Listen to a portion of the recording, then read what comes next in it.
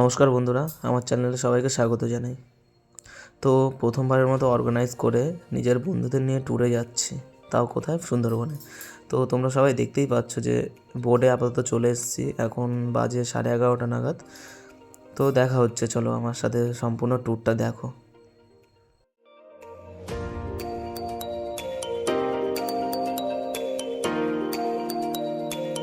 না, সারাদিনে বোট চলাচলা সেরকম কিছুই ছিল না, তাই সেরকমভাবে ভিডিওটাও করতে পারিনি। আর উপরন্তু আমি অর্গানাইজ করছি বলে একটু সব দিকে আমাকে খেয়ালও রাখতে হচ্ছে, সেই জন্য সেরকম ভালো কিছু দেখাতে পারিনি তোমাকে। যেটুখানি পেরেছি দেখো, নেক্সট টাইম এর থেকে আরও বেটার কিছু দেখাবো। এই সবাই আপাতত এখন খেতে বসেছে। তো খাওয়া দাওয়া হওয়ার পর সবাই ঘুমিয়ে পড়েছি আমরা তাড়াতাড়ি। আর এখন বাজে ভোর 5টা। এই দেখো, ভোর 5টায় নদীর আবহাওয়া। তো বন্ধুরা, এখন আপাতত সম্পূর্ণ পাস করে আমরা পাখিরালয় থেকে বার হয়েছি, মানে সজনেখালি ফরেস্ট অফিস থেকে। এখন বার হয়ে আমরা মোটামুটি গভীর জঙ্গলের দিকে ঢুকছি, দেখা যাক কিছু দেখতে পাওয়া যায় কি না। আর এখন জল দেখতেই পাচ্ছ, একদম প্রায় সমুদ্রের মতোই, যেরকম নীল থাকে সেরকম জল হয়ে গেছে, কারণ আমরা বড় নদীতে ঢুকে পড়েছি। তো দেখতে থাকো আমার সাথে, কেমন লাগে জানিও। আর যদি কেউ ট্যুরে যেতে চাও আমার সাথে কন্ট্যাক্ট করতে পারো, আমি নিচে ডেসক্রিপশানে আমার কন্ট্যাক্ট নাম্বারটা দিয়ে দেবো। এই দেখো, প্রথমবারের মতো আমরা একটি কুমিরের বাচ্চা দেখতে পেলাম। আসলে তোমরা দেখতে পাচ্ছ কি জানি না, দেখো ভালো করে, ভিডিওটা দেখলে দেখতে পাবে কুমিরের বাচ্চাটিকে। একদম ছোট, খুব একটা বড় না।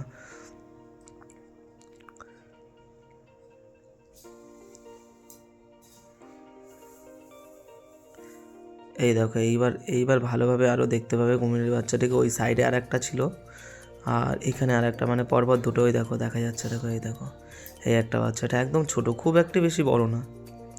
আর অনেক রকম কথা বলছিল, তাই সেই সময় আমি রেকর্ড করেছিলাম, বাট সেটা আমি তোমাকে দেখাচ্ছি না, আমি বাড়িতে এসে প্রি রেকর্ড করে দেখাচ্ছি। আর এটা হচ্ছে বিদ্যা নদী যাকে বলে, অনেক বড় নদী। আর এই সব জায়গায় পুরো বাঘ থাকে, প্রায় সময় বাঘ দেখা যায়। আর আমাদের এখনও ভাগ্যটা খোলেনি, তারপর তো এখনও বাঘ দেখতে পাইনি। দেখো কি সুন্দর পরিবেশ, ঘুরতে আসার মজাটাই আলাদা সুন্দরবনে। এই ভোর ভোর, এখন খুব বেশি হলে বাজে 9টা। দেখো সবাই আনন্দ করছে, উপভোগ করছে। আর এই চরটায় একটাবার, মানে দুদিন আগে আমরা গাইড নিয়েছিলাম, সেই গাইড বলেছে 2 দিন আগে এই চরে 3টে বাঘ একসাথে দেখা গেছে। তো তাই এইখান থেকে একটু স্লোভাবে যাচ্ছে, যদি দেখা যায়, কিন্তু কিছুই দেখতে পেলাম না। কিন্তু দেখো আমার সাথে ট্যুরটা সম্পূর্ণ, আশা করি তোমাদের ভালো লাগবে।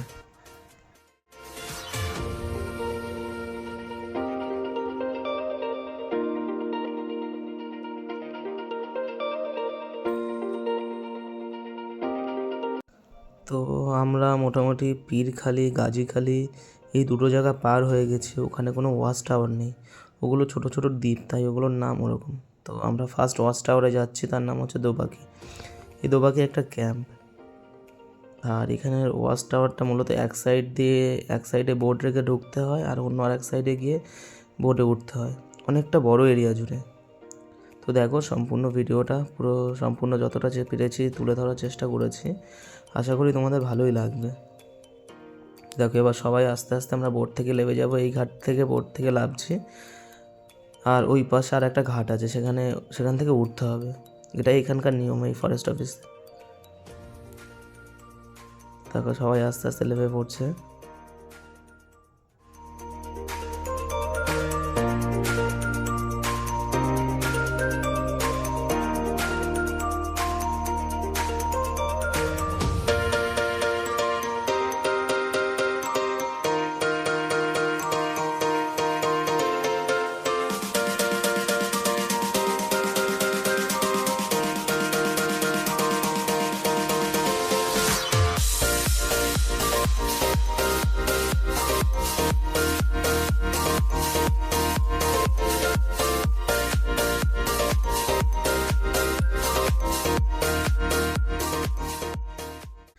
বন্ধুরা, এই ক্যাম্পের এখানে উঠেই প্রথমবার, মানে একদম ফার্স্ট টাইমের জন্য দেখতে পেলাম বাঘের পায়ের ছাপ। মূলত এটা ক্যামেরা বন্দি করতে পারিনি, কারণ ওটা অনেকটাই দূরে দেখতে পেয়েছি, তাই ক্যামেরায় দেখালেও বুঝতে পারবে না, তাই ক্যামেরায় করিনি। এটা আজকে সকাল বা কালকে মিডনাইটের দিকে হয়তো হতে পারে, যেটা আমাদের যে যাকে নিয়ে গেছি গাইড হিসেবে উনি বললেন, তা মোটামুটি বেশ বড়, বলছে যে বেশ বড় বাঘটা, ছোট না, অনেকটাই বড় বাঘ। দেখো, তাও তোমাদের চেষ্টা করছি দেখানোর, মনে হয় দেখতে পাবে না। আর এটা একদম পুরো প্রপার গভীর জঙ্গলে, একদম প্রপার গভীর জঙ্গল। এখানে মূলত প্রত্যেক দিনই এখানে ফরেস্ট অফিসারের সাথে একটা কথা বললাম, মূলত প্রত্যেক দিনই বলে যে প্রায় দিনই এখানে বাঘ আসে, হরিণ আসে, জংলি শুয়োর আসে, এমনি পাখি তো প্রচুরই আছে। আর এটাকে দুটো রাস্তা ঢুকে গেছে জঙ্গলের মধ্যে, রাস্তা তো বলা যায় না, ফাঁকা জায়গা। দেখুন, জঙ্গলের মধ্যে এরকম দৃশ্য দেখা মানে সবাই ভাগ্যে থাকে না।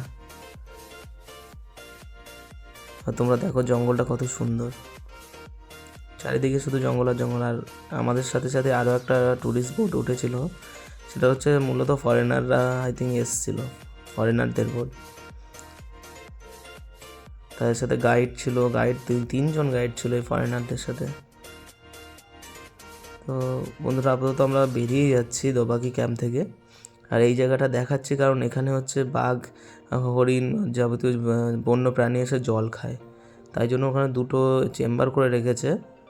ওদের যখন সময় হয় ওখানে মিষ্টি জল দিয়ে দেয়। এখানে কোনো মানে পুকুর করা নেই, সব ম্যাক্সিমাম ক্যাম্পে পুকুর করা থাকে, কিন্তু এই জায়গাটায় কোনো পুকুর করা হয়নি মিষ্টি জলের, তাই এরকম ব্যবস্থা করে রেখেছে সরকার থেকে। তো বন্ধুরা, আপাতত আমরা দোবাকি ক্যাম্প থেকে বার হয়ে যাচ্ছি। আমাদের গন্তব্যস্থল হচ্ছে নেতিদোপানি। আর এই নেতিদোপানি যাওয়ার আগেই আমরা আরও একটি সুন্দর দৃশ্য চোখে পড়েছে, সেটা হচ্ছে দেখুন, এটা হচ্ছে ভীষণ বড় একটা কুমির। আর এই সাইডে চড়া ছিল বলে বোটটা অত দূরে নিয়ে যেতে পারিনি, তাও জুম করে দেখাচ্ছি। কুমিরটি শুয়ে আছে, মনে হচ্ছে একদম একটা শুকনো কাঠ, কিন্তু এটা ভীষণ বড় কুমির। ফোনে অতটা মনে হচ্ছে না যে বড়, কিন্তু এটা খুব বড় একটা কুমির।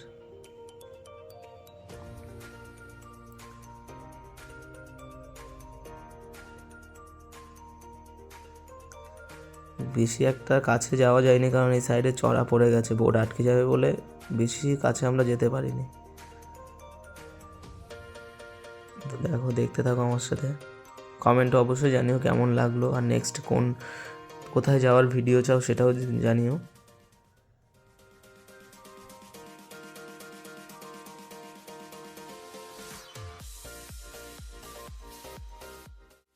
হ্যাঁ, তো বন্ধুরা, খুবই দুঃখের সাথে জানাচ্ছি যে আমরা নেতিদোপানিতে গেছিলাম, উঠেওছি, ওখান থেকে বার হয়েও এসেছি।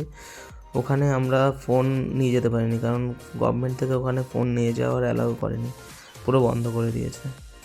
তো বার হয়েই আমরা একটা সুন্দর দৃশ্য দেখলাম, সেটা হচ্ছে বাংলাদেশের ট্রলার। এরা আসে বাংলাদেশ থেকে, মোটামুটি আমাদের ইন্ডিয়া থেকে নানান জিনিসপত্র নিয়ে বাংলাদেশে যায়। দেখো ট্রলারটি, এরকম অনেক কলাই ট্রলার দেখেছি আমি, একটারই ভিডিও করেছি। আর মোটামুটি এখানেই আমার শেষ ট্যুর। তো সবাই শুরু করে গোসবা দিয়ে, আর আমরা ট্যুরটি শেষ করেছি গোসবা এসে। এই যে হচ্ছে তোমার হচ্ছে কী বল, রবীন্দ্রনাথ ঠাকুরের বেকন বাংলো, এখানে রবীন্দ্রনাথ ঠাকুর এসেছিলো। তো সেই জায়গাটাই তোমাদের দেখাচ্ছি। দেখো, সুন্দর করে সাজিয়েছে বেকন বাংলোটা। এখানে মাত্র ভাড়া হচ্ছে 10 টাকা করে।